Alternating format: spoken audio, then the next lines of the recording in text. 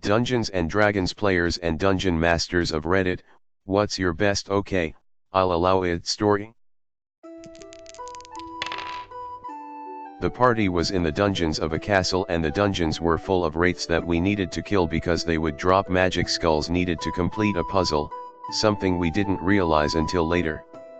The rogue had a bag of devouring in his possession.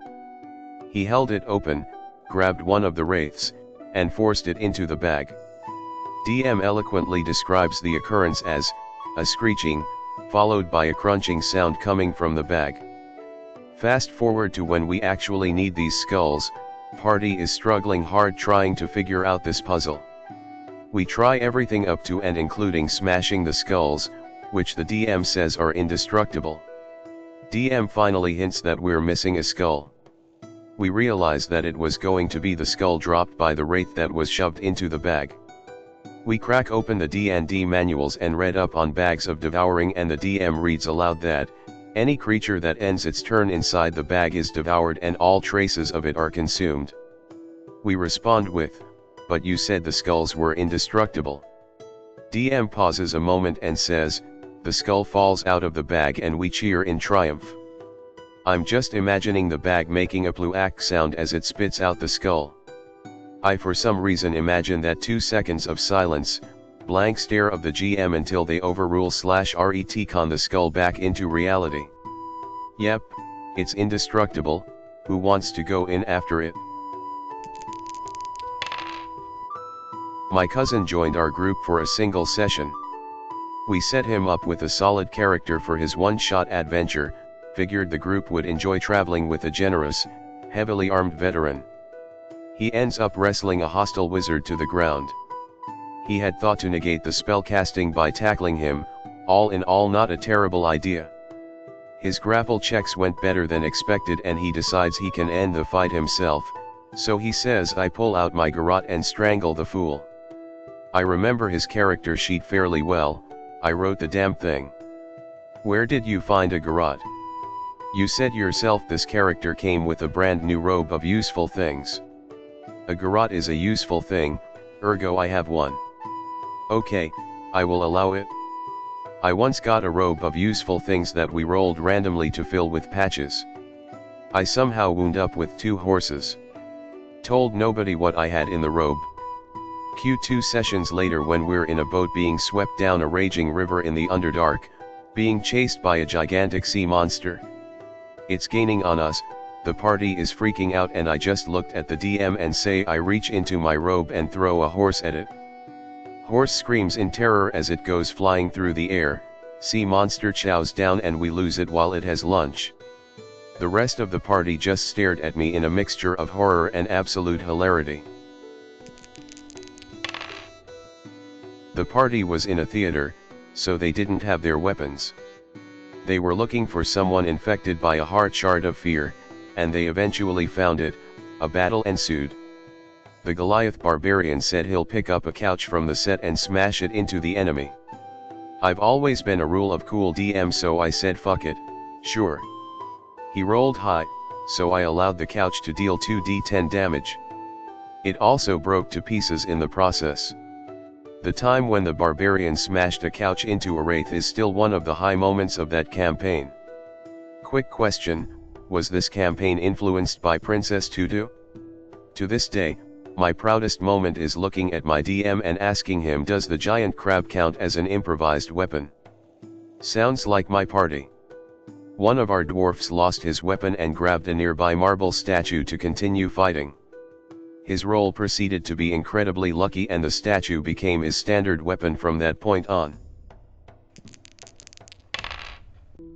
We were playing a 4-year-long campaign where the Undercity was trying to take over the surface realm.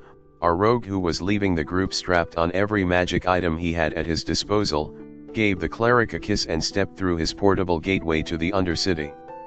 He had a few scrolls of haste and a cursed object that would cause all items to explode if exposed to haste. He planned it for months and turned himself into a huge magic bomb, destroying the whole Undercity. The rogue wasn't the only thing killed. Rip my inbox. My party was going up against a Medusa who had already petrified our paladin. Our barbarian had an idea. He covered himself with some old armor that had belonged to the Medusa's long-dead husband. Barbarian barges in booming, I have possessed this mortal body, my love. Our DM said she would allow it with a high enough persuasion check. Alas, our barbarian has cursed dice.